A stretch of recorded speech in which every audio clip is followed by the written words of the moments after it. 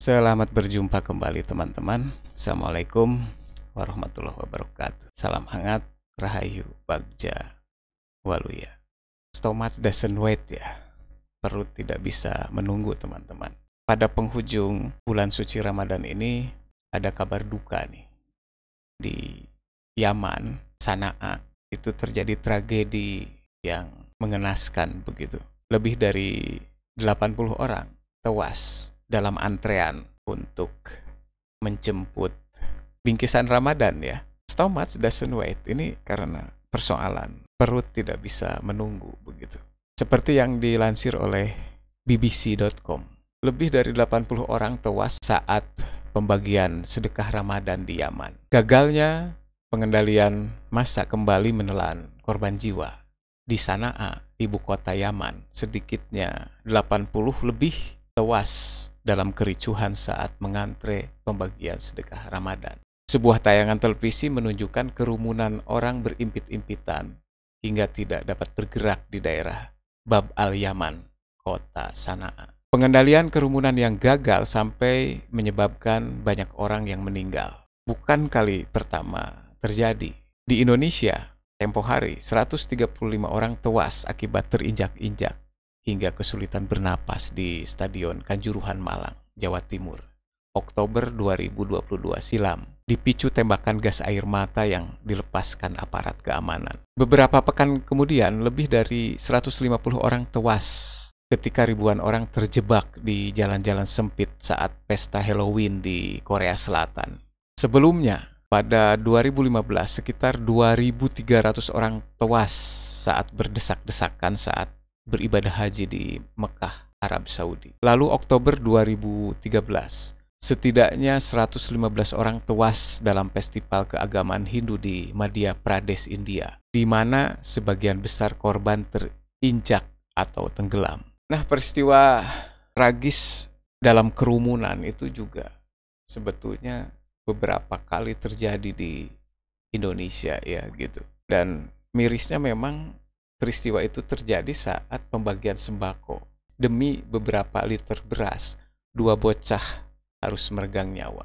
Sontak kejadian nahas ini langsung menyita perhatian publik. Banyak yang prihatin, tak sedikit yang mengecam. Ternyata tragedi mengenaskan dalam aksi bagi-bagi beras, bahan pokok, dan sejenisnya bukan kali ini terjadi. Seperti yang dikutip oleh IDN Times Indonesia ya, mencatat beberapa peristiwa, di antaranya antre daging di Istiqlal berujung maut saat Idul Adha tahun 2013 silam. Ketika itu sejumlah media berburu berita atas meninggalnya seorang lansia saat pembagian daging di Masjid Istiqlal yang semula diduga akibat berdesak-desakan. Lansia yang tewas diketahui berusia 74 tahun bernama Sukiyo, warga Pasar Baru, Jakarta Pusat. Saat mengantre, kakek ini tiba-tiba terjatuh. Tubuhnya terlihat membiru, nadinya sudah tak lagi berdenyut. Dia kehilangan nyawanya. Kakek itu tewas karena riwayat stroke dan darah tinggi yang dideritanya. Dan diperparah ketika mengantre menukarkan kupon daging untuk bisa mencicipi gulai bersama keluarga. Kemudian ada juga wanita yang tewas di tengah desakan berebut uang Rp20.000 saat pembagian zakat untuk warga miskin di Jalan Kiai Haji Mas Mansur, Surabaya. Peristiwa itu terjadi Senin 5 Agustus 2013 silam. Melansir dari portal web Sinar Surabaya, sekitar 3.000 warga berdesak-desakan demi mendapatkan uang zakat senilai Rp20.000 yang dibagikan oleh seorang pengusaha sarung. Tidak hanya dewasa, banyak pula lansia dan anak-anak yang ikut mengantre. Bahkan tak sedikit balita yang menangis akibat terjepit warga yang berdesak-desakan.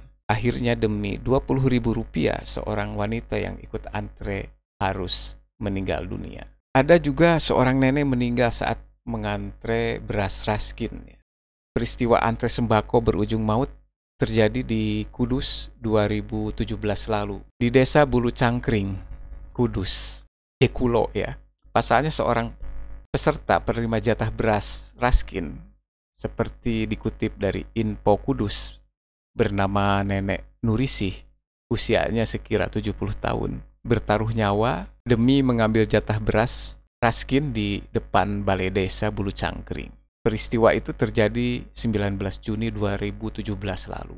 Setelah mengambil jatah beras, nenek itu sempat mendapat pertolongan warga dan perangkat desa setempat. Sayangnya beras itu harus dibayar dengan nyawa sang nenek. Kemudian 2 anak lugu meninggal saat ikut orang tua mengantre beras. Kematian Muhammad Rizki Sahputra 10 tahun dan Mahesa Junaidi menjadi kasus terbaru yang menuai rasa simpati publik saat berdesak-desakan menunggu giliran mendapat beras. Rizki dan Mahesa pingsan, sempat dibawa ke rumah sakit Tarakan, tapi nyawa korban akhirnya tak tertolong. Lalu 21 orang tewas saat antre pembagian zakat. Ini peristiwa paling mengenaskan gitu ya. Saat pembagian sembako, insiden antre sembako paling mematikan terjadi di Pasuruan, Jawa Timur. Korban tewas akibat berdesak-desakan terjadi pada bulan Ramadan tahun 2008 silam. Ketika itu ribuan warga sejak pagi berkumpul dekat halaman rumah sang dermawan untuk berebut masuk demi mendapat zakat 2,5 kg beras yang diuangkan senilai Rp30.000 per orang. Tidak sedikit warga yang terjepit dan pingsan akibat berdesak-desakan. Tidak berhenti di situ, saling desak ini pun merenggut korban jiwa. Akibat antrean yang membludak, tercatat 21 orang tewas dan puluhan lainnya tak sadarkan diri. Nah, itu juga peristiwanya mirip, yaitu antrean gitu ya, kerumunan begitu. Seperti yang terjadi di Sanaa, Yaman ini ya. Ratusan orang dilaporkan berdesak-desakan saat mengantre di sebuah sekolah pada penghujung bulan suci Ramadan untuk menerima sedekah sebesar Rp13.400 atau sekitar $9 US dollar ya per orang. Video yang diunggah ke media sosial memperlihatkan orang-orang berteriak saat puluhan individu tampak jatuh dan tidak bergerak. Di tengah kepanikan itu, sekelompok orang tampak berusaha membantu. Di sisi lain, 2 pengusaha lokal yang mengadakan acara sedekah itu telah ditangkap dan penyelidikan sedang dilakukan, kata Kementerian Dalam Negeri, seperti yang dilansir oleh BBC News. Seorang juru bicara kementerian menyalahkan bahwa kericuhan itu disebabkan oleh distribusi acak dana tanpa koordinasi dengan pejabat setempat. Banyak orang juga terluka dengan 13 orang dalam situasi kritis, kata seorang pejabat kesehatan di Sanaa. Perempuan dan anak-anak termasuk di antara yang tewas, ujar seorang pejabat keamanan kelompok Houthi yang menguasai Sanaa sejak 2015 kepada kantor berita AFP. 2 saksi mata yang mengatakan bahwa pasukan Houthi telah melakukan tembakan ke udara dalam upaya pengendalian massa. Namun tembakan itu mengenai kabel listrik yang menyebabkan ledakan sehingga kemudian menimbulkan kepanikan masyarakat. Usai peristiwa nahas itu, kelompok Houthi kemudian menutup sekolah dan melarang orang-orang termasuk wartawan untuk mendekat. Houthi dikabarkan setuju untuk membayar sekitar Rp29 juta atau $2.000 kepada setiap keluarga yang kehilangan kerabatnya. Sementara bagi yang terluka akan mendapat sekitar 5,9 juta atau sekitar $400 Amerika. Kondisi Yaman saat ini dalam kondisi pemulihan ya. Negara Yaman telah hancur akibat konflik yang eskalasinya meningkat sejak 2015 ketika kelompok Houthi merebut sebagian besar negara. Di sisi lain, koalisi pimpinan Arab Saudi ikut campur tangan untuk mendukung pemerintah Yaman. Lebih dari 150.000 orang tewas dalam konflik itu, yang secara luas dipandang sebagai perang proksi antara Saudi Arabia dan Iran. Lebih dari 23 juta orang, 3/4 populasi membutuhkan bantuan. Pemerintah Yaman yang diakui secara internasional sekarang berbasis di Aden. Kericuhan itu terjadi pada hari-hari terakhir bulan suci Ramadan. Pekan lalu terjadi pertukaran tahanan antara pihak yang bertikai di Yaman.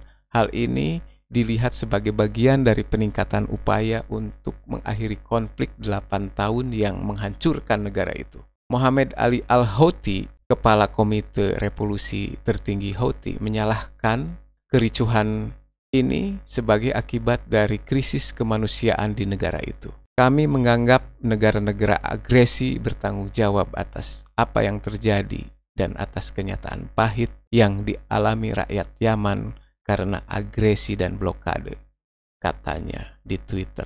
Mengenaskan ya, memang ini juga dampak perang ya. Kita turut prihatin dengan peristiwa itu, semoga semua pihak siapapun gitu, termasuk yang terlibat dalam agresi dan blokade seperti yang dikatakan oleh Muhammad Ali Al-Houthi itu juga bertanggung jawab begitu ya. Karena stomach doesn't wait, perut tidak bisa menunggu.